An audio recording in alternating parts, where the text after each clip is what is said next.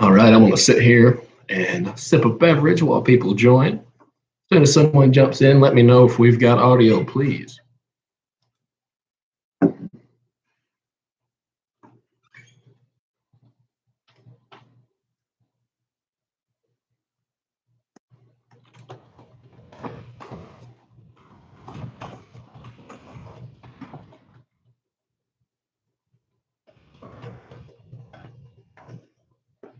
Hello, hello. Do we have audio, guys? Let me know if we got audio and we'll get started.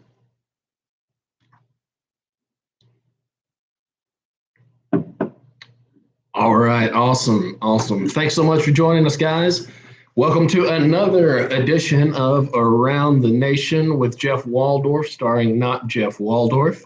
My name, as it was yesterday, is Jordan French. I'm the regressive progressive, longtime friend of the show.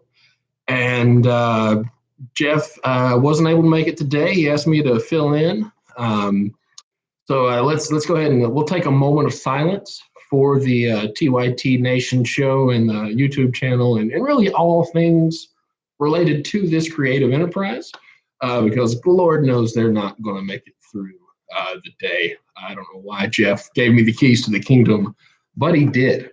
And so that's what he gets. He gets me, and that's what you get. You get me.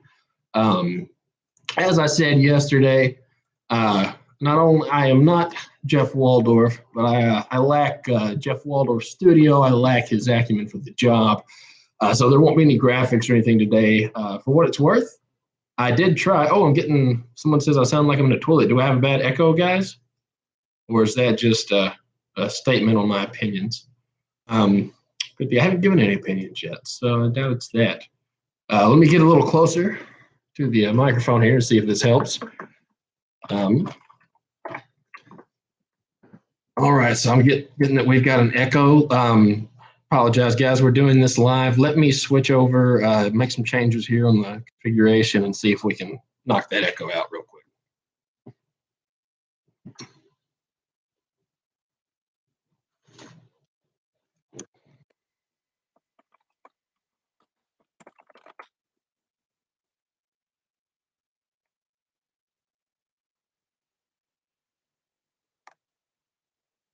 All right, guys. Does this change anything?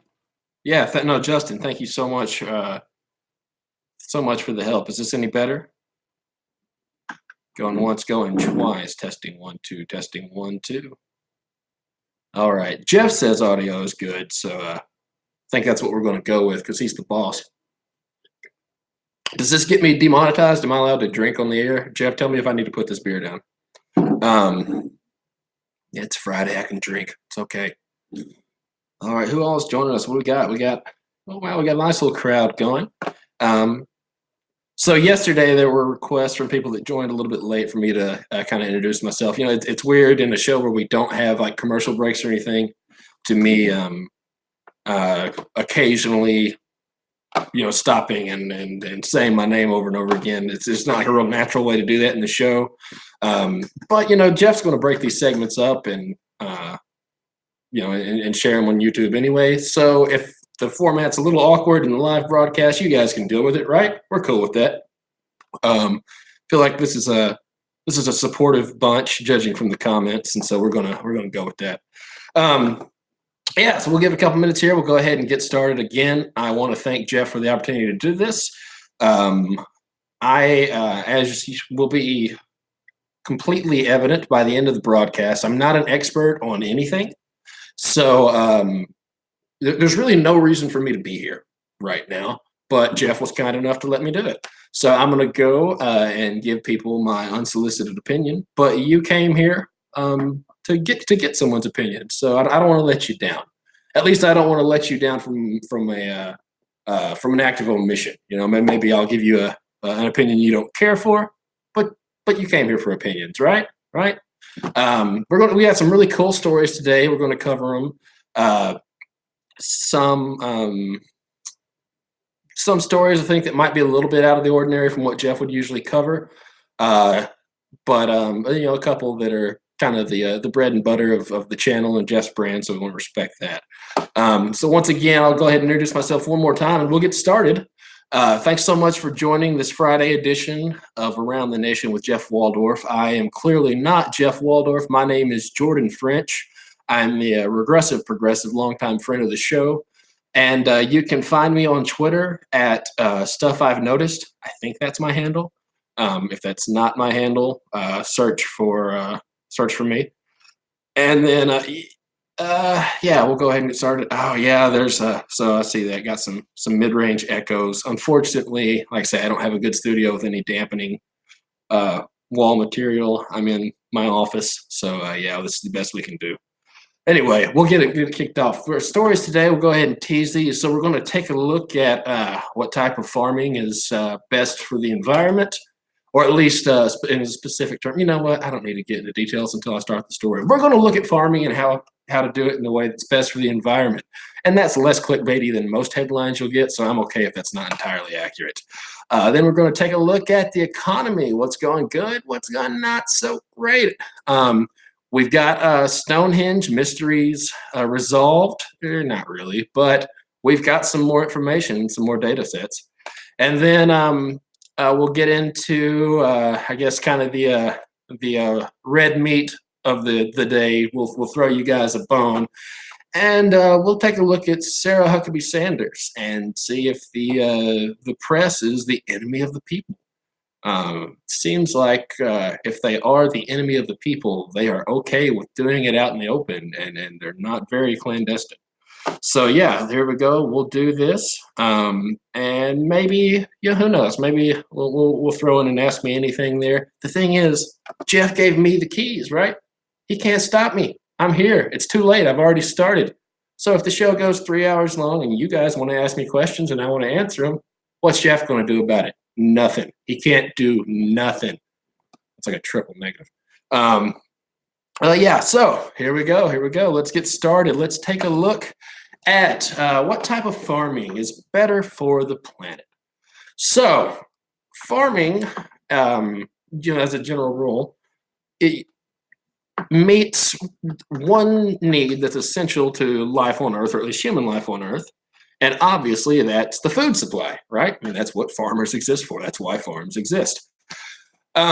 So we've got to balance that, though, as we do with any human activity, with the need that we have for it and what we gain from it, versus its impact, on the planet. What do we do to our ecosystems? What are we doing? With our finite resources that we have. So if one of those outweighs the other, if we err too much on one side, either we starve or we starve, right? Because if we destroy the ecosystems on the planet, it's a little bit hard to keep farming. So there's been two kind of big approaches in conventional farming, and that's the difference of those are. So you've got, I want to get these terms right. By the way, I come from a family involved in agriculture. I'm from the rice capital of the world. My brother's a farmer. My dad was a operations manager for a seed mill, or for a seed company, I should say. So farming is near and dear to my heart. I worked in rice fields as a kid. But that was more for an experiment station for the University of Arkansas than it was for actual profit farming, but I've got farming in my family. So here's the thing. We do, the two big kind of options that farmers have are land sharing or land sparing. So this is the idea that anytime we have, since the dawn of civilization and the advent of agriculture, we've had to clear land to make space for what we're growing, right? Oh, wow, somebody else is from Arkansas. Yeah, I'm from Stuttgart. Trina, you got it right. Yeah, so land sharing and land sparing. So we have to clear land to make way for our crops, right? Because most land, especially in places like Arkansas, that was swampland almost start to finish before it was developed. There's not conducive to food that will support civilization. It's hard enough for, to just take a trip through terrain like that and feed yourself, much less to feed cities, that now have millions and millions of people. So we've got to clear land to be able to cultivate crops. So obviously there's an impact there, right? Like we run the risk of knocking out ecosystems. We run the risk of maybe disturbing habitat that certain species, maybe very localized species can get wiped out entirely just by clearing, a few hundred acres of land. So some of the ways that the two main ways farmers that have shown any kind of, consciousness of that is land sharing and land sparing. So land sharing is a lower yield approach. So what it means is you don't clear off the entire area that you're farming. So you generally farm a bigger area, but you leave pockets of natural flora and fauna there. So if you're farming around, what I guess you might call a forest, we call them woods where I'm from. But if you're farming around the woods, then you leave some of the trees there in the middle of the field every X number of acres or whatever. The other side is the land sparing, which it maximizes the per acre yield without worrying about actual carbon storage on the land you're farming itself. So land sharing takes into account carbon storage on the actual acreage where the farm is. Land sparing, you have to cultivate fewer acres, less amount of land, because you dedicate that land to pure farming activity, and you get as high of a yield as the carrying capacity of the land will support, without over planting and your crops not having enough of what they need and crowding each other out, or under planting and not making use of the land that you've got. So a study was published in the journal Current Biology from the lead author of named David Williams that looked at these, and specifically, and this is where we don't want to oversimplify things, with a clickbaity headline. This isn't the end all be all of which one's better for the environment. This specifically looks at carbon storage. So which one of these two methods is able to release the least amount of carbon, into the air and into the atmosphere. The answer was pretty resounding. It's land sparing. So basically what this study has found is that if you go all in on your farmland and that land is totally strictly dedicated to farming, and as a result you end up using less land total because you can get the same yield out of a much smaller area of acreage of land, that is a much more effective way to store carbon than farming more land and knocking out more ecosystem and trying to leave little pockets in along the way.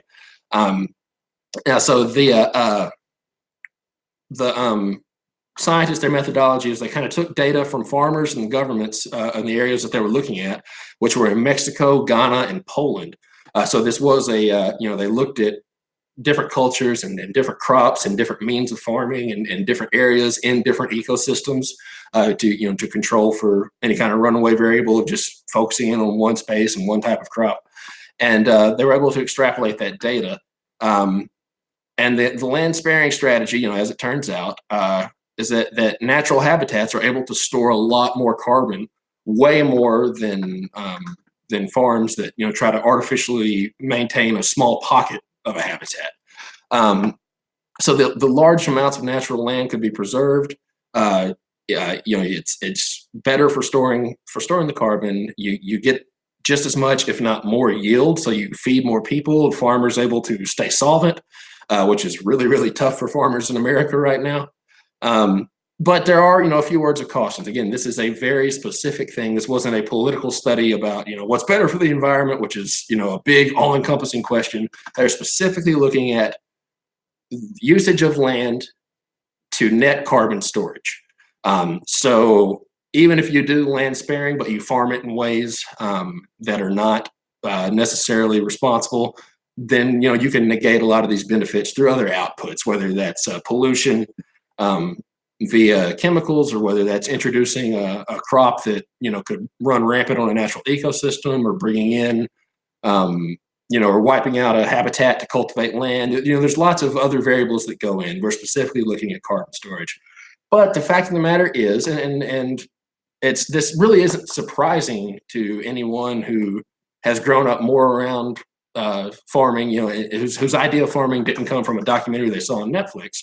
But there's a reason that farmers typically choose the land sparing route, and because it's better, all the way around. It takes both of these two kind of goals that we have to, these things that we have to weigh in tension with one another: the feeding of civilization, as well as taking care of the world around us. And it's better to be able to focus in on one thing and do it incredibly well, to get the highest output as you can, from the smallest acreage of land as possible. And so there's that. There's your little agricultural lesson for today. Nothing super, controversial about that, but I think it's fun to learn something new. So hopefully we learned something new there. Moving on, now we'll get into some actual political stuff. So we will. We're looking at the economy. Let's talk economics. So in the jobs report today that just came out for July showed that the economy added 157,000 jobs in July. So hey, not bad, right? A little bit lower than what we expected, but the unemployment rate still edged down 3.9%, which is what it was projected to do. So part of that was because the revising numbers from previous months, payrolls were actually revised up for June, and they actually went. Yeah, they went up for June and May. So previous months were revised up in addition with the gain that we had this month. Even though it was not as much as we were expecting, the unemployment rate still edged down. I'm not going to spend a whole ton of time on that. It should be noted that wage growth is kind of leveled off. It hasn't really shot up. It didn't go down. It did trend up, but not much. But that's not what I want to focus on. What I want to focus on is we've added jobs, and we have been adding jobs at a pretty steady clip. The unemployment rate ticked down to 3.9% from 4%, just a drop of 0.1%.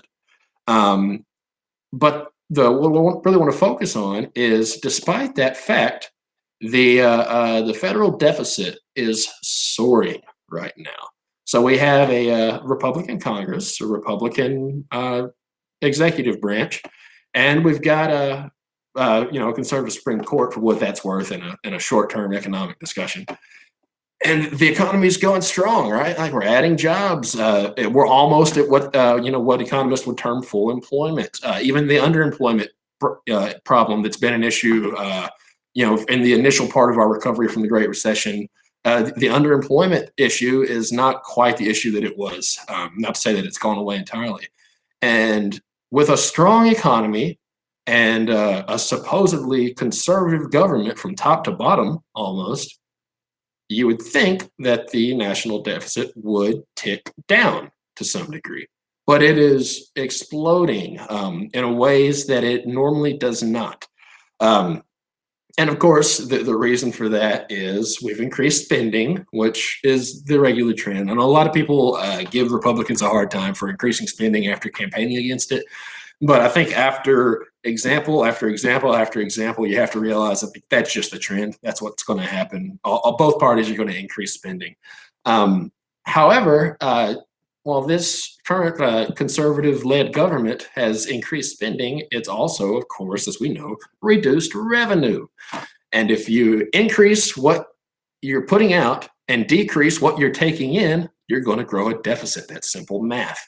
Both parties are bad at living up holistically to what they claim to believe, right? So conservatives and Republicans are really bad at stopping spending, but they're really good at slowing down revenue.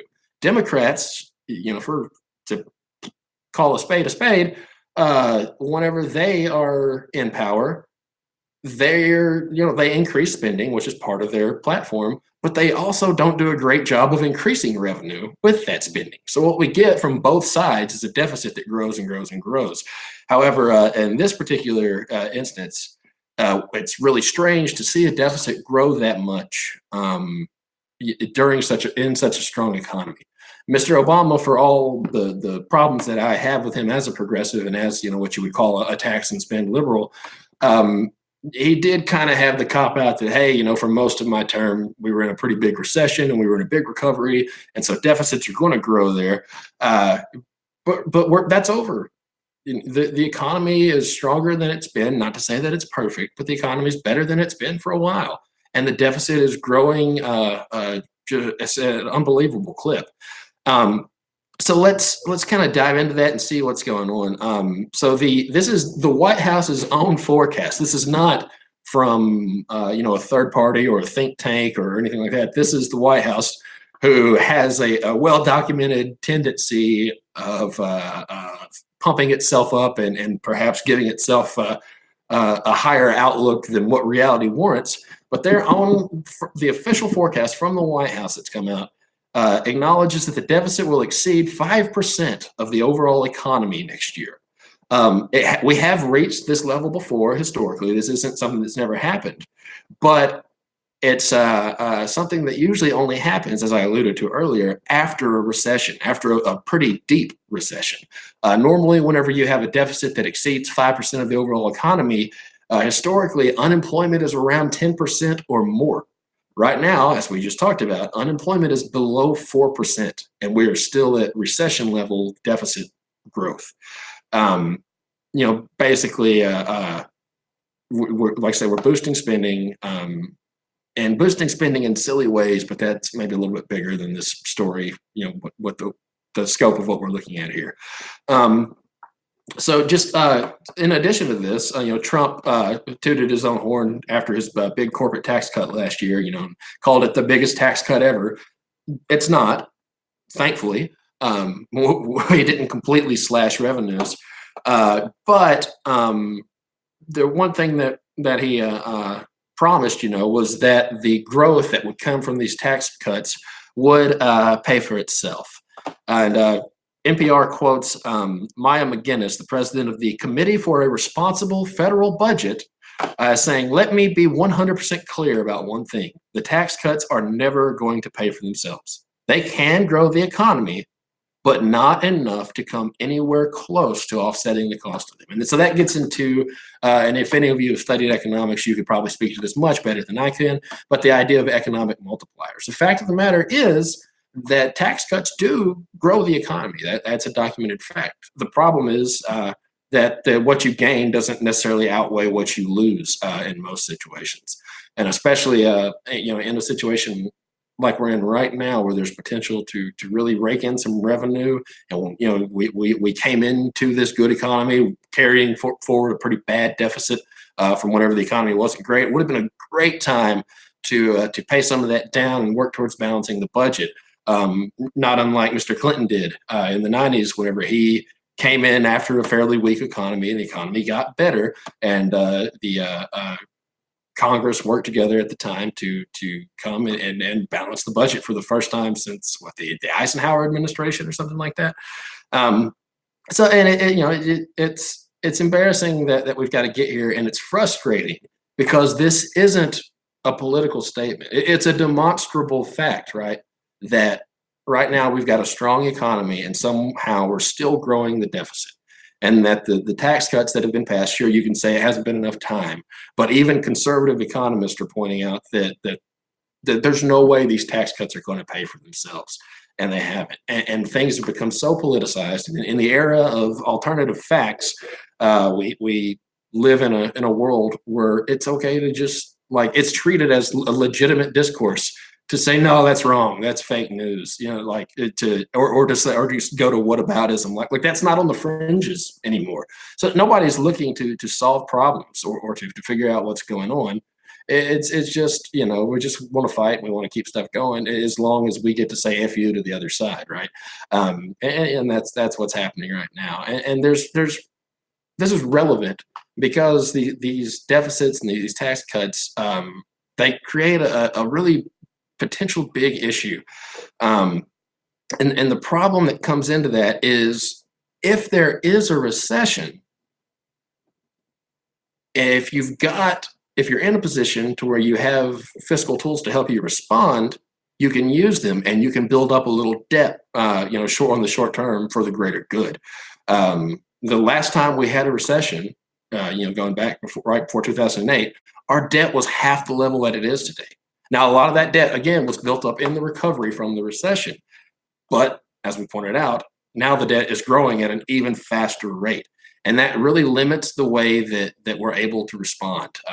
It limits what tools we can use because if we just go into huge deficit spending to try to pump up the economy, then we run the risk of hyperinflation, and there's all sorts of negative consequences that come out. So our hands are really tied.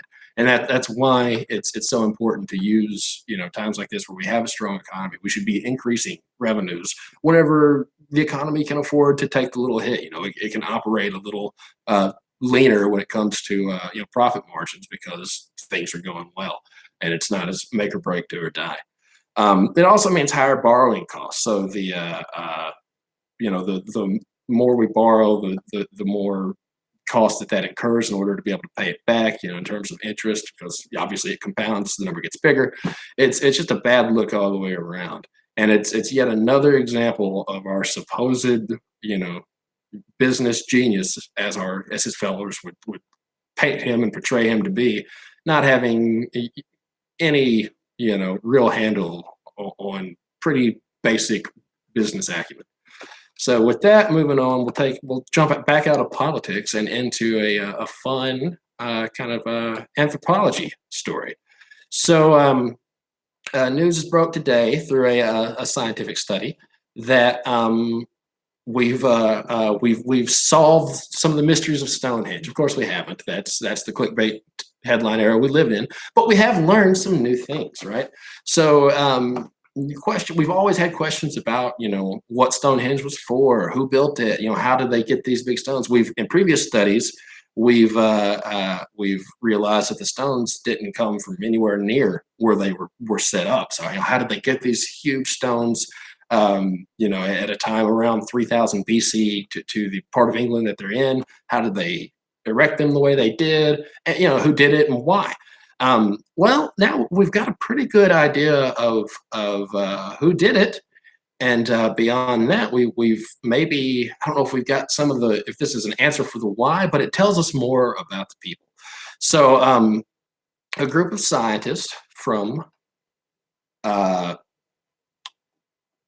what university are they with? I've got all their names here. Give me just a second to pull up what university they're from.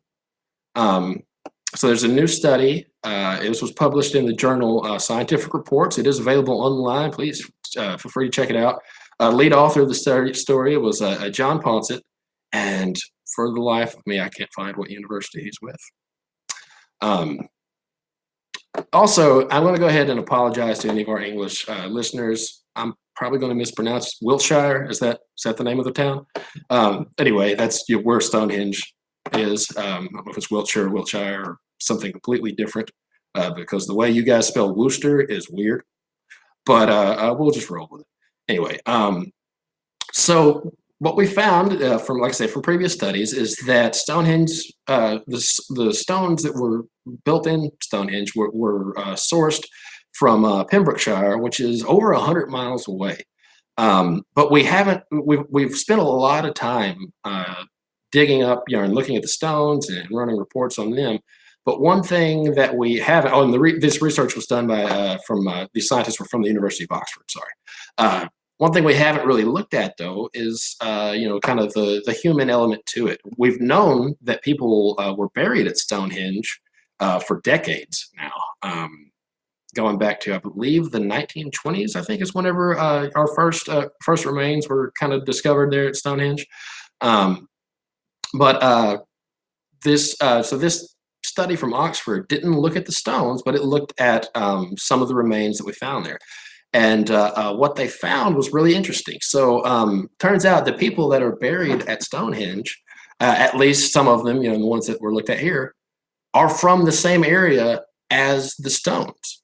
So these people traveled 100 and something miles from as far away as Southwest Wales even, with the stones and stayed there near the monument until they died, and they were cremated and buried there. And the cool thing is, so cremated bone faithfully retains its strontium isotope composition, and that's how we were able to do some of the sourcing and dating. We're able to look at those isotopes and that helps us get an idea not only for age, but kind of where the people came from. And what we see is that they didn't spend their lives there near Wessex, where the remains were found, but that these remains match people, and their makeup would be what we would expect for people from Pembrokeshire, where the stones were sourced.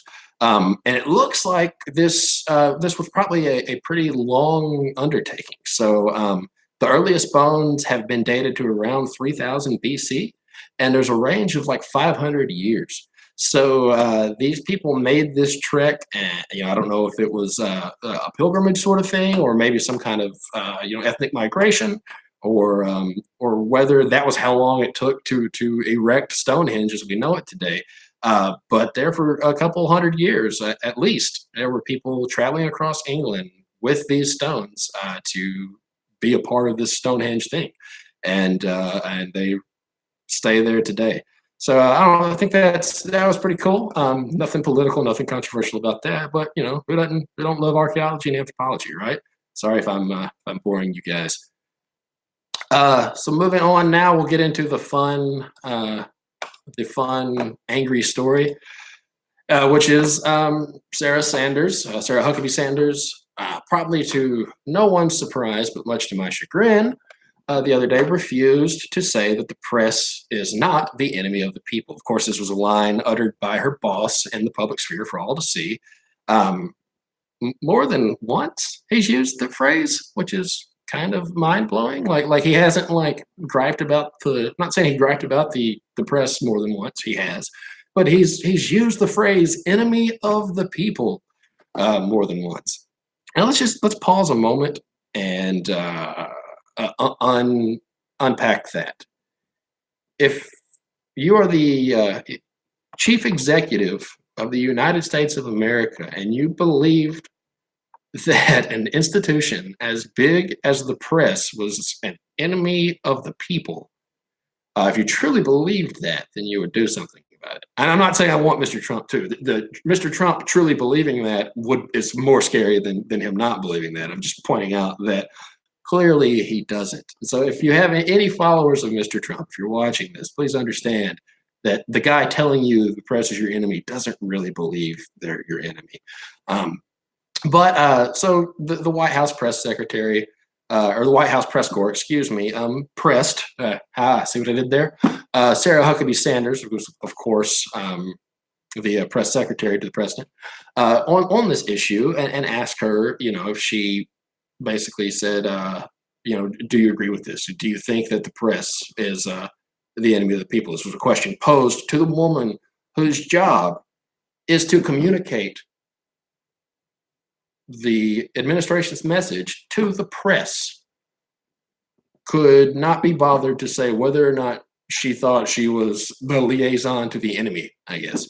Of course, she gave her typical non-answer. The president has made his position known, which I actually, that one doesn't bother me as much.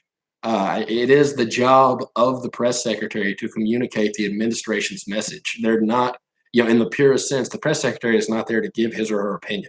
So the fact that that deflection isn't the one that bothered me. What bothers me is that she went on to make it her opinion. She could have stopped there and been okay, but she went on. She said, it's ironic. Of course, this was to Jim Sanders, to Jim Acosta. I apologize, Jim Acosta. That she said, it's ironic, Jim, that not only you and the media attack the president for his rhetoric when they frequently lower the level of conversation in this country. Repeatedly, the media resorts to personal attacks without any content other than to incite anger. The media has attacked me personally on a number of occasions, including your own network, said I should be harassed as a life sentence and that I should be choked. Now, there's a lot to unpack there as well. So first off, let's unpack the media attack the president for his rhetoric when they frequently lower the level of conversation in this country. Well, a blind squirrel finds an acorn every now and then. The media hasn't done a great job of raising or elevating the level of discourse in this country, as I've alluded to already numerous times, just in this broadcast with the whole clickbait headline thing.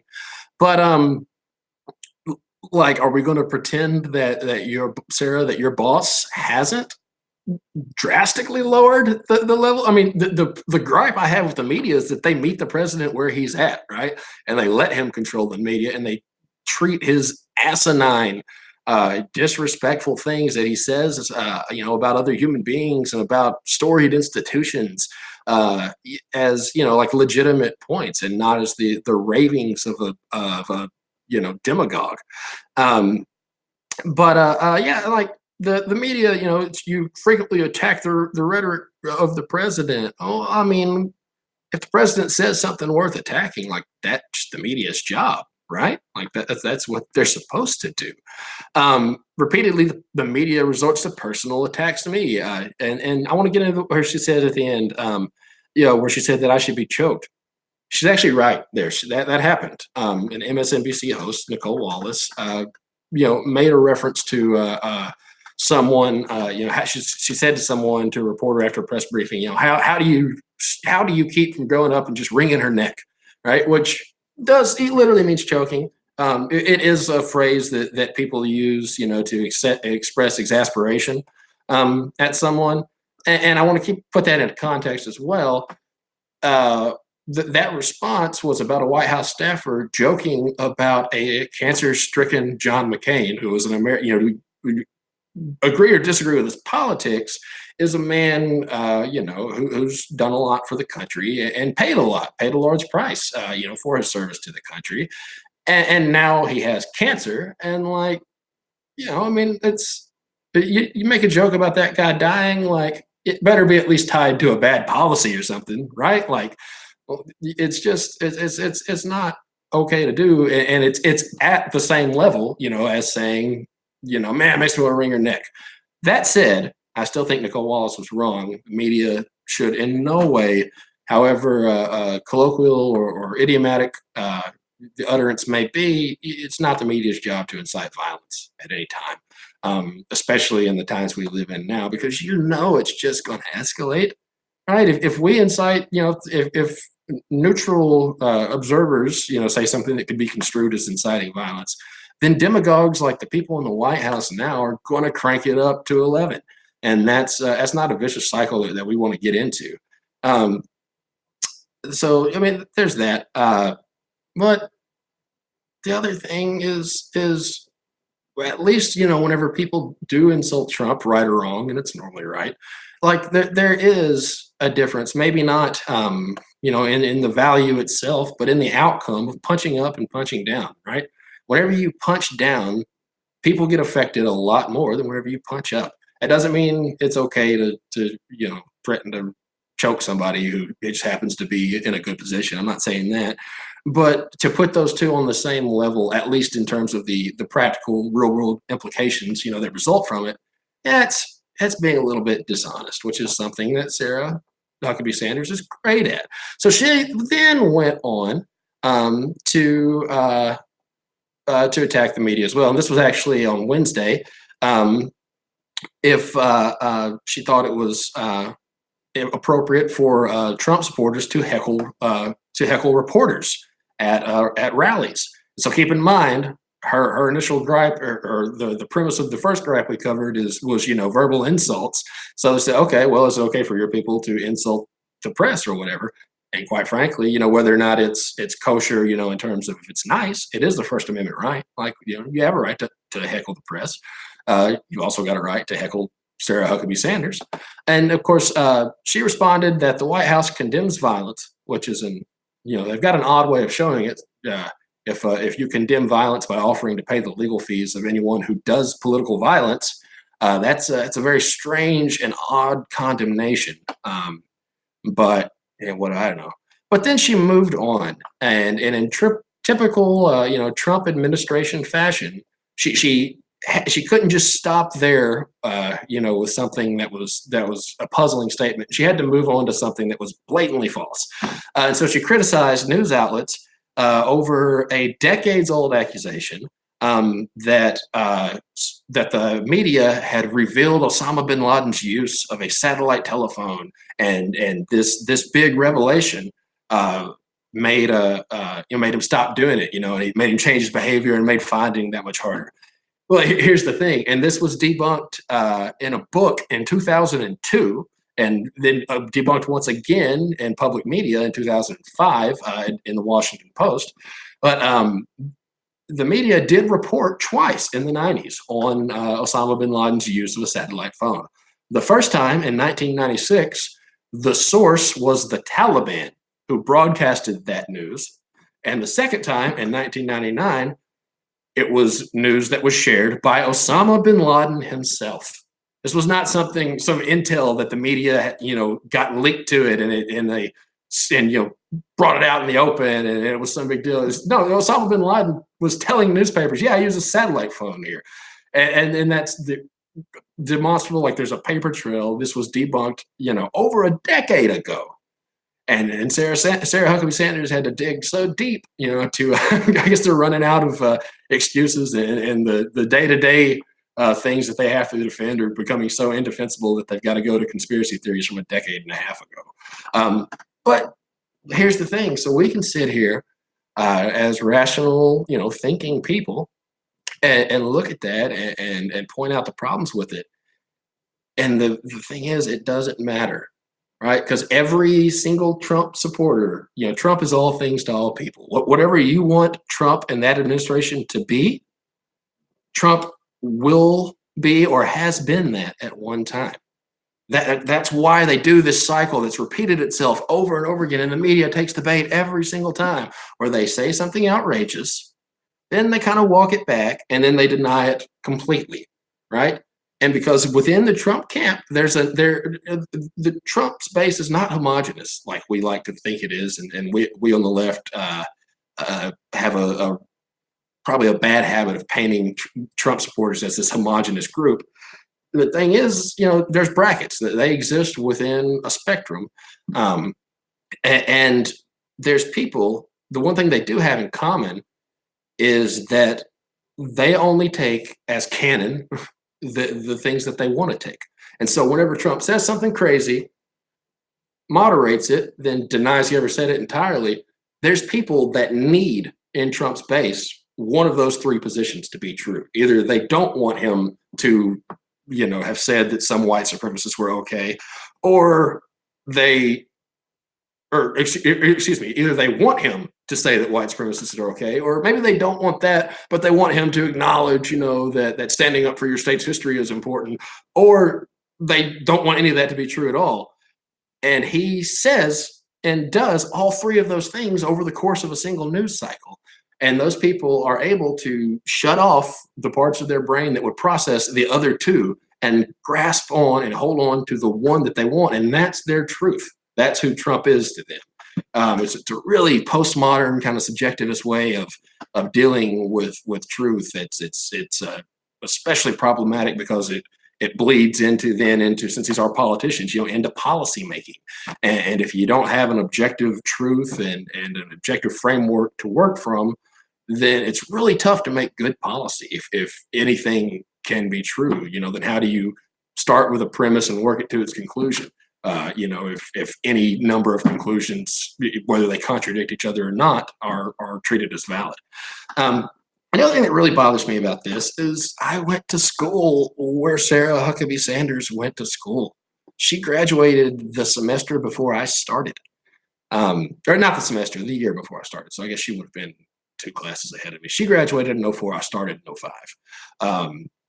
And man, the school I went to gave me a much better education than that. It taught me how to think critically and how to judge arguments and look at premises and their validity and start there and work my way out to a logical conclusion.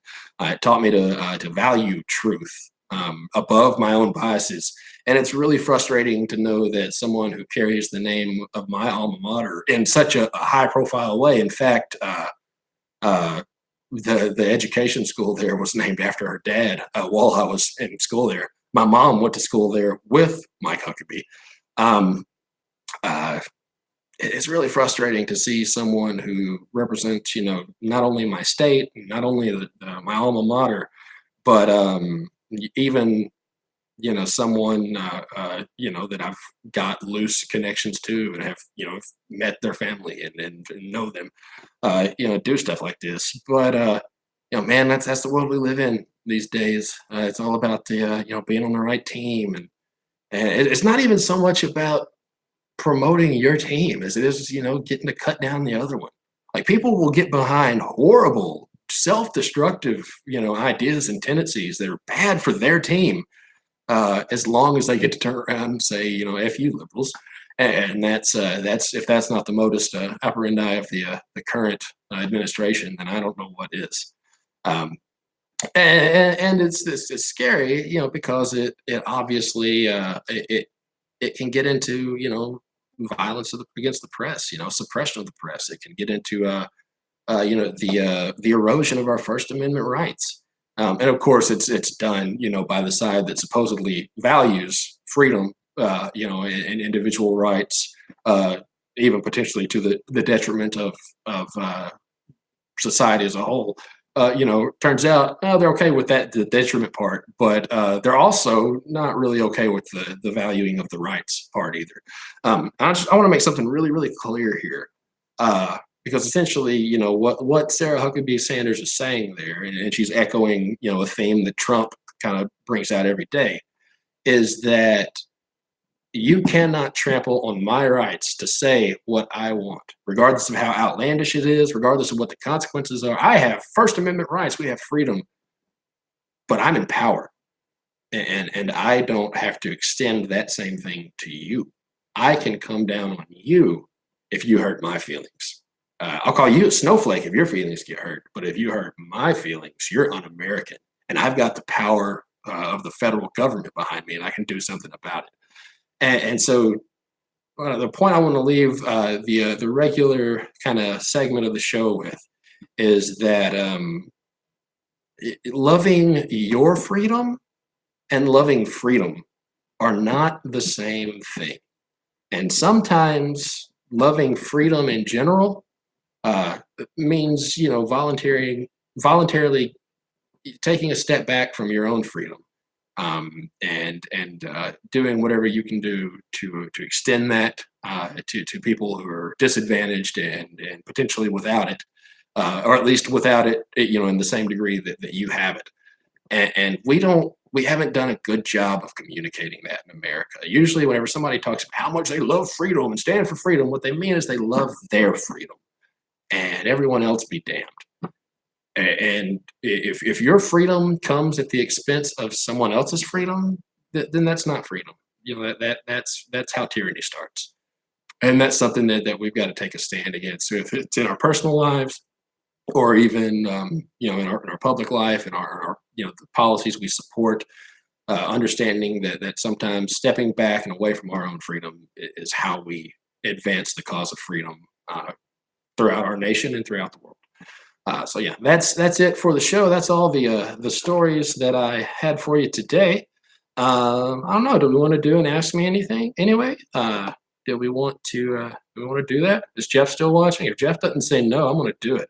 So let's give that a couple minutes. I'm going to sit here and drink my beer. And if you guys have questions, if you want to pick my brain before Jeff gets back and takes away the keys from me, let's do it.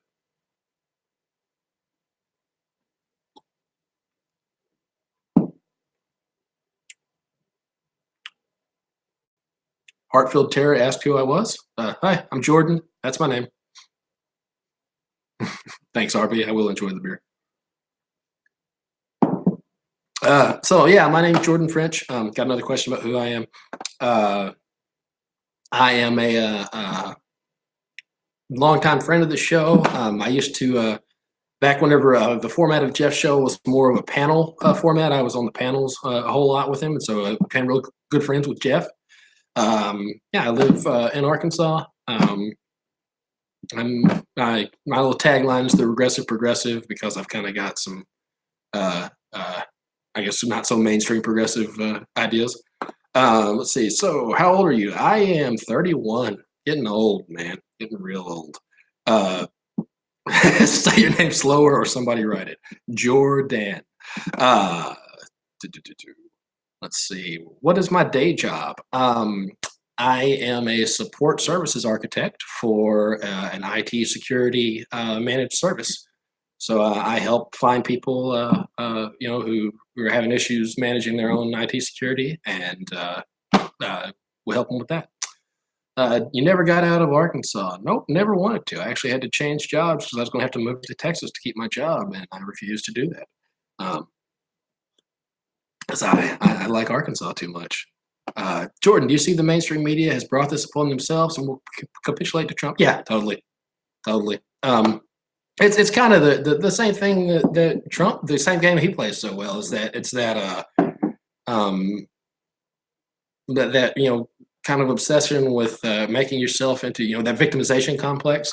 So the media, of course, is why Trump came to power. Right? They gave him a free ride to the top, and in return for that, Trump has made himself the victim of the media, and the media makes itself the victim of Trump. I think the media has a better case for the latter point, but it's still true that they gave him a free ride to the top. So I don't feel so sorry for, I don't want to say the media entirely, but for certain outlets and certain members. And hopefully they've learned from it. But judging by how much they still let him control the narrative, I don't think they do. Even just kind of arbitrarily today, I mean, I bought into it. I did a Trump story, two if you count the economy one. Partly because I'm doing this for Jeff, and I know what gets his audience clicking, and so I want to take care of him. But yeah, I mean, we let this guy, just control the news cycle in a way it's a little crazy. Whenever there's more important things to talk about. Let's see what else we got. How much do you think each executive in Washington should make? Do you think they should make the mean wage, which is $5,500 a year? And that's from Justin. Yeah, so that's a good question, Justin. I honestly, I don't. So the way we talk about what they make there's some caveats there, because a lot of what senators get paid is actually what the budget for their office gets. So that pays staffers and I guess maybe some paid interns or whatever. Like it funds a lot of things besides that guy's pocket. Most people in Washington, don't make their money from their public taxpayer salary. They make it from either the leverage that they gain while they're in power when they leave, or the leverage that they had. They were already wealthy when they came to the table, and they're living off of that wealth that they generated before they got into office.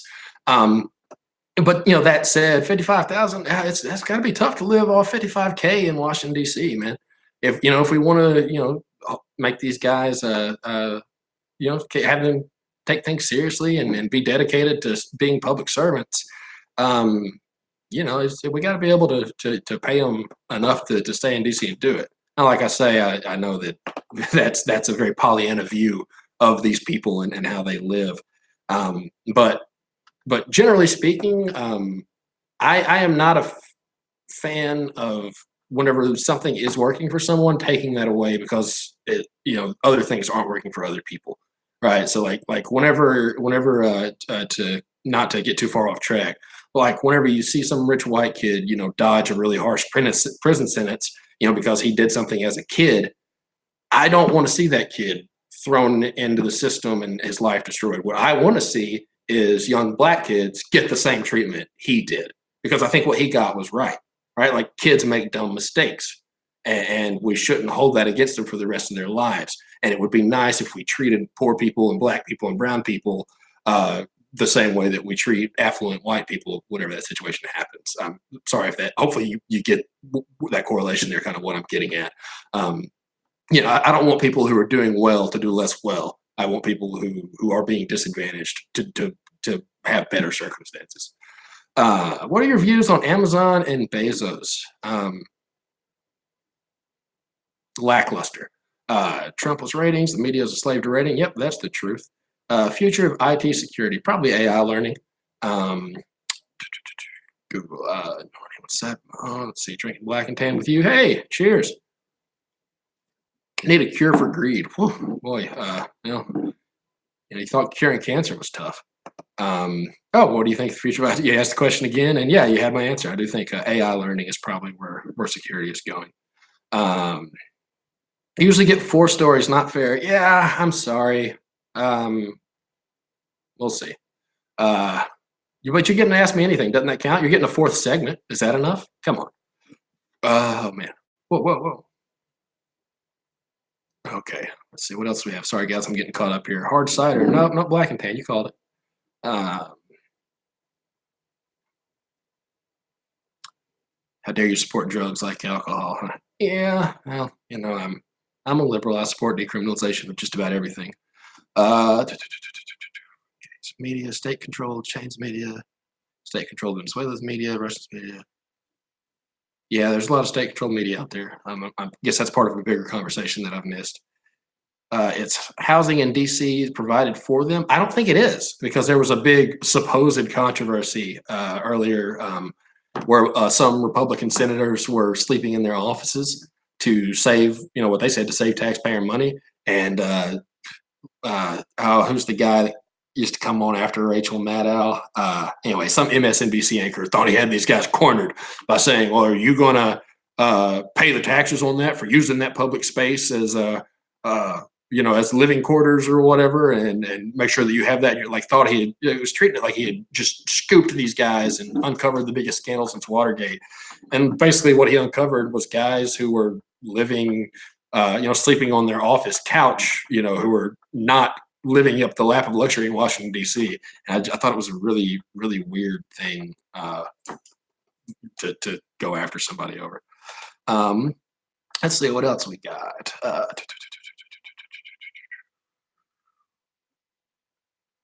Charismatic, nice, strong meaning. Sorry, I'm just still reading here.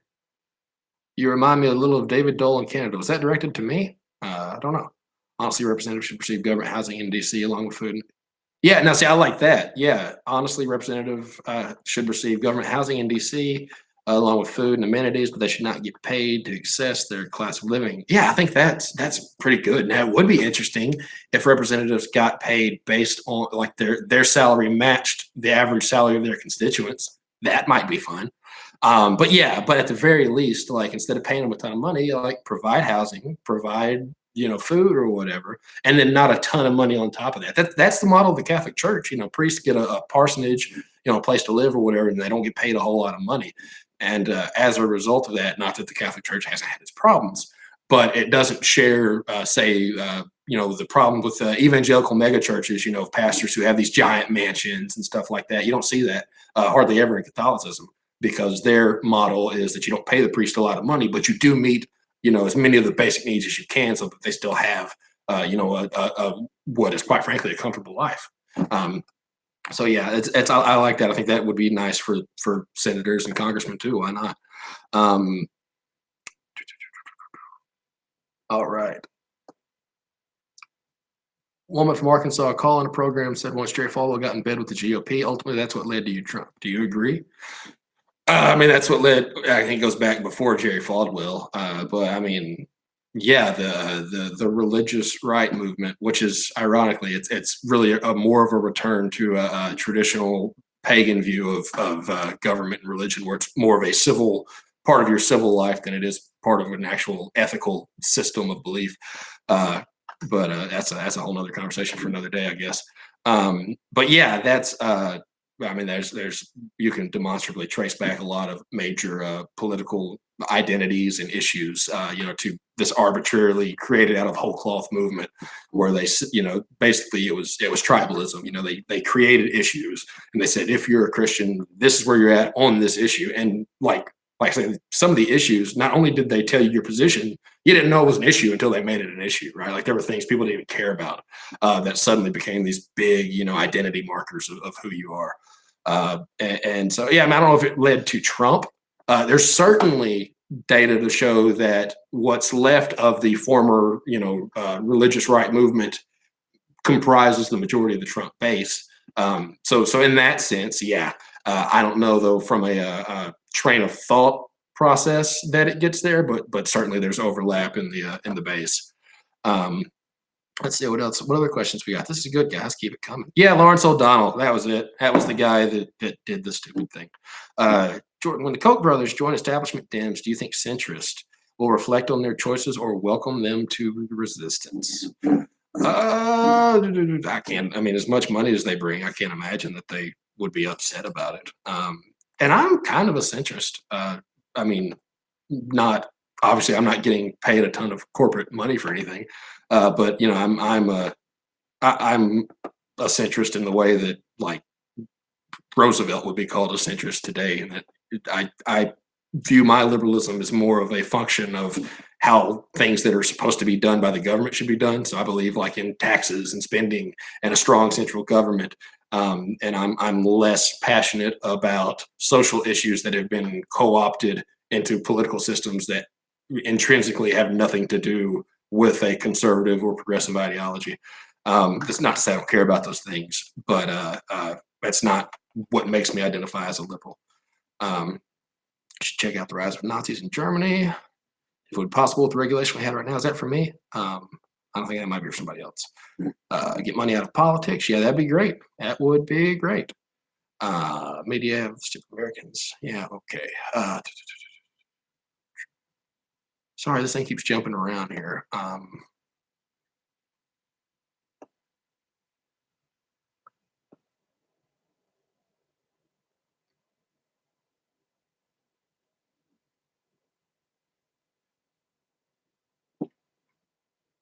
Yeah, it looks like there's a lot of crosstalk here that's not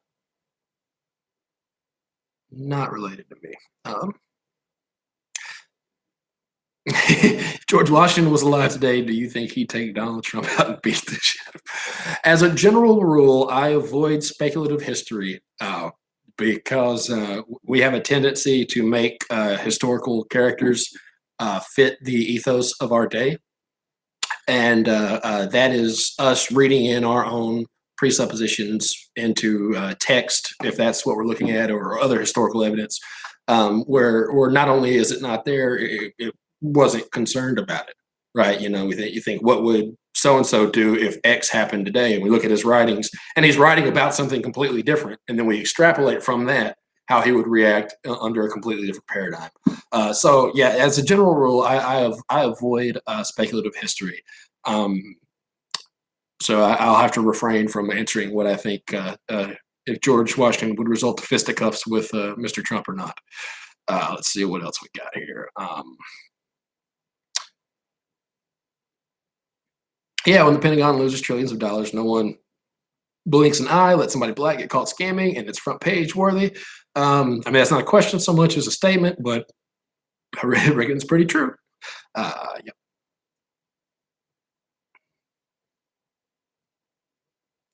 What else we got? Raise a toast to Richard Dawkins. The man has contributed a lot to science. His work on the selfish gene is one of the most groundbreaking premises in modern science. He's up there with Watson and Crick. No, I didn't move any goalposts. Okay, move it again. Like, there's a lot of Nazi talk. Oh man, did I miss? I saw I said something to True Tech, and True Tech was gone. Do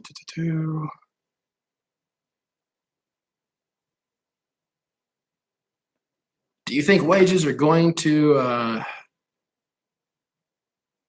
Do you think wages are going to continue to not meet inflation? Short term, yeah. Long term, I hope not. I mean, we'll eventually collapse, right? We've got to at least have our wage increase. It should be. I would think the minimum wage should be chained to the CPI. But I do think controversy that an across the board blanket $15 minimum wage would be devastating. Because people in the Delta, there wouldn't be a business left. The only businesses that could still run would be places like Walmart. So in the name of fighting for little people, you basically hand corporations a giant win. That's not the case in more affluent places with higher cost of living. But yeah, you get over in the Delta and you make mom and pop joints pay $15 an hour. You're running every one of them out of business. Every single one of them out of business. So yeah, I mean, but changing it to this CPI would make sense. Is that all? Did I miss any other questions? How much of the Constitution do you think may need to be rewritten to be relevant to the current day? Whoa. Yeah, so that gets into what you believe about the Constitution. If you believe the Constitution is a living, breathing document, then other than the occasional amendment, you don't believe that any of it should be written because you view it as the job of the court to interpret that 200-year-old text in the lens of our current day. And that's what the court did for most of our history until the doctrine of originalism took off, which is really not concerned with original intent, uh, unless it wants to be and it's convenient for that person's purpose. If it's not, then they switch to original wording, which is different than original intent. But yeah, I do tend to think about uh, I do tend to think of the Constitution as a living document, so I don't think it needs to be rewritten so much as the we need to have courts interpret it, in the context of modern day. Um, but and again, we'll need to obviously uh,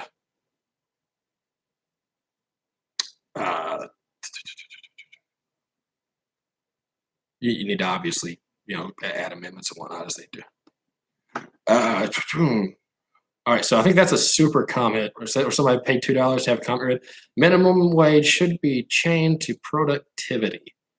Um, there's a case to be made for that. It doesn't help jobs, not be lost to automation, but it does help raise the wages of the jobs that remain. So there's that. Um, yeah, no, it's not what they said. The misbelief regarding if you inject the higher minimum wage, you will boost the economy. I didn't say I was against boosting the minimum wage. I said I was against an arbitrary number across the country that doesn't take into considerations the fact that you can live just as well off a third income where I live as you can in other parts of the country. Um, yeah, so there's that. But yeah, definitely. I mean, raise the minimum wage, but do it in a way that makes economic sense and takes into account factors. Don't just pick a number and do that.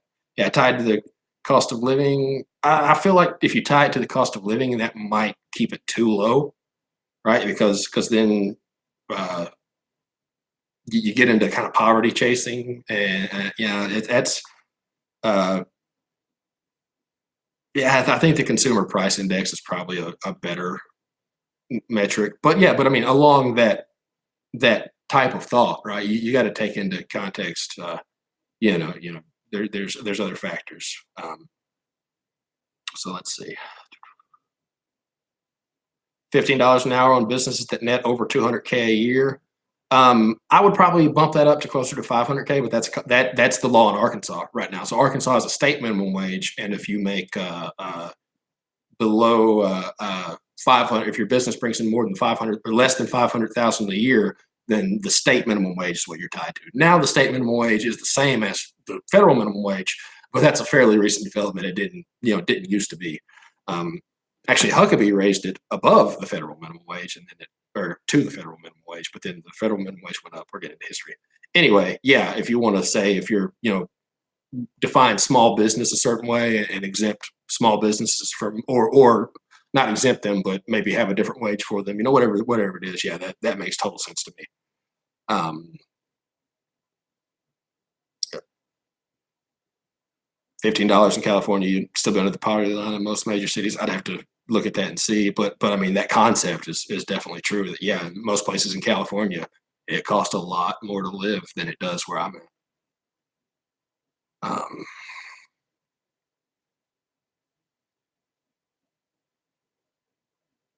all right.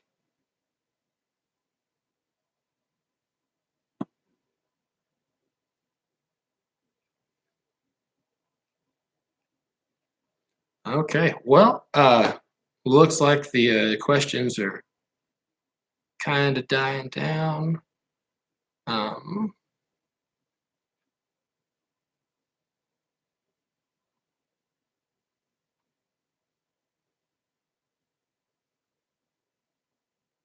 so we discussed the level of regulation. I'm not sure what that's, James, what that's to, but yeah.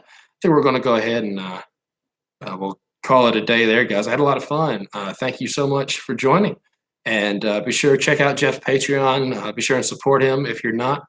Um, and yeah, we'll see you. I think Jeff will be back on Monday. I'm not 100% sure. But we will see. If you make it me, you make it Jeff. Maybe you'll get both of us. Wouldn't that be fun?